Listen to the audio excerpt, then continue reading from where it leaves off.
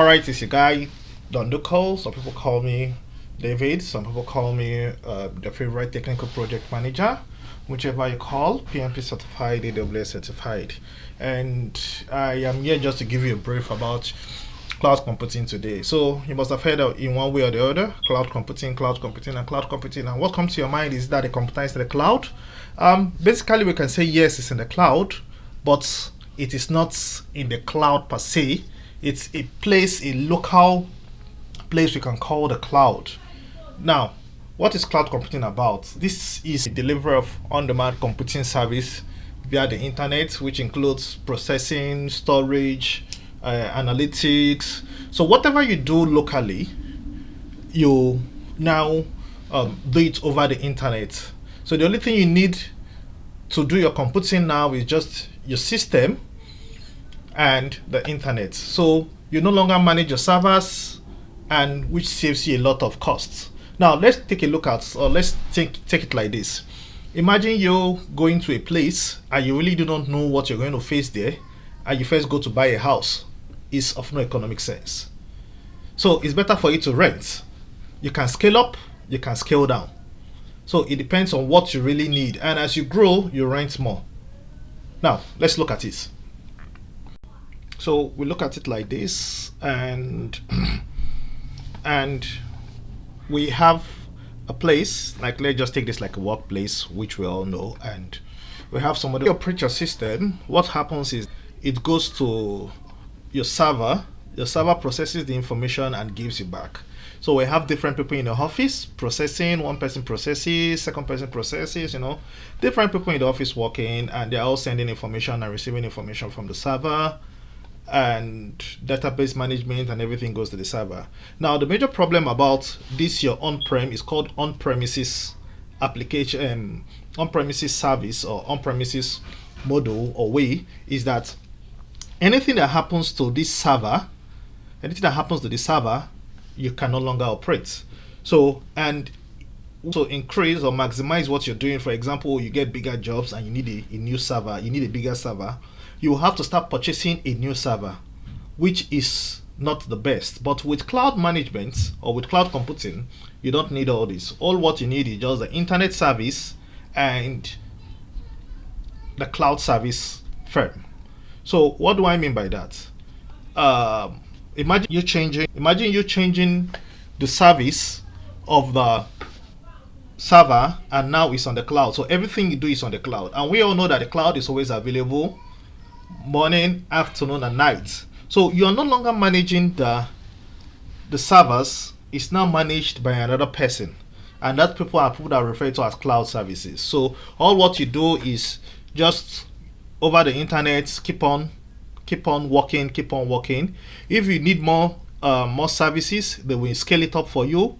If you need it to come down, they scale it up. So you're basically paying for what you're using at that moment. You're no longer paying for, oh, I have this device. No.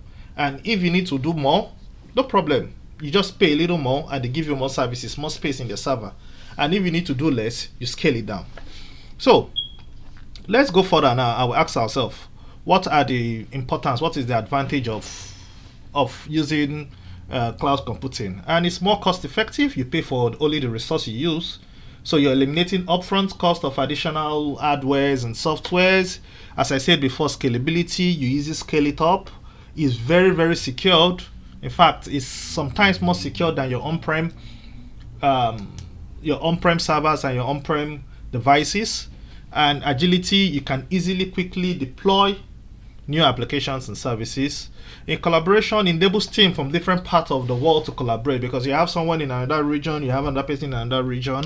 So instead of you trying to do giving yourself dedicated connections, why? You just give your connection to your cloud computing and they do the remaining for you. And of course, automatic software updates you tend to get, and your disaster recovery is very, very, very, very, very, very perfect, with more than what you can think. So we have different types of cloud services. We have private cloud, we have the hybrid cloud, and we have the public cloud. Now, what is the public cloud is, for example, your AWS, your GCP, Google services, your Azure, and so on. These are for the public. Then we have the private, people that decide, oh, I want my own personal cloud services. So it depends on your own policy, your company policy, what you get. So you decide to do that. Then we also have the hybrid cloud. These are people that have both structures for private and for the public cloud. So which of them you want. So we also have three models of cloud computing. We have what they call software as a service. So these people are giving you a software. For example, you look at like a Dropbox. I'll use Dropbox as an example. It's a software as a service because they're giving you infrastructure. That means the storage, and they're also helping you with the software. Then we also have what we call platform as a service.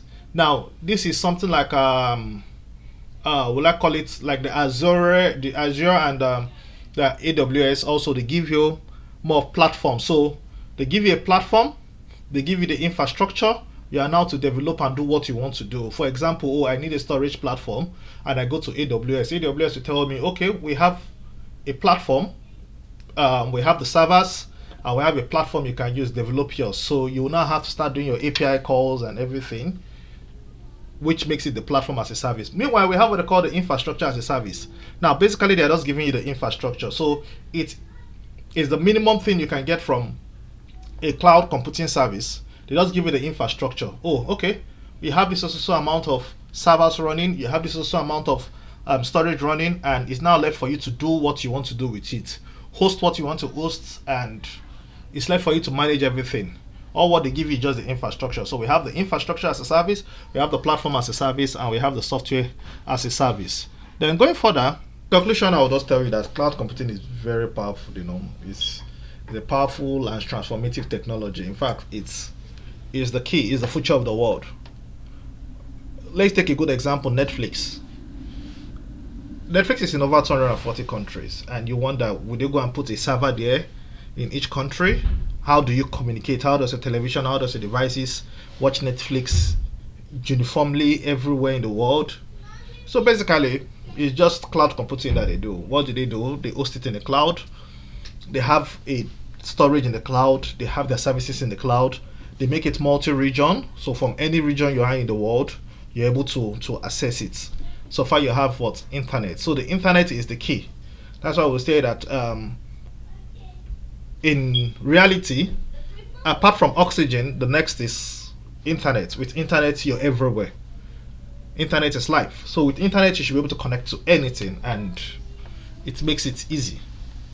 All right, thank you. As I remain Duko, and I remain David, your technical project manager. We'll see you in the next class. I'm going to be going basically into a lot of AWS, which is my specialty.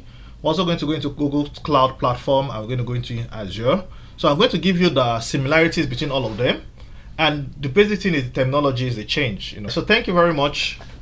See you in the next class.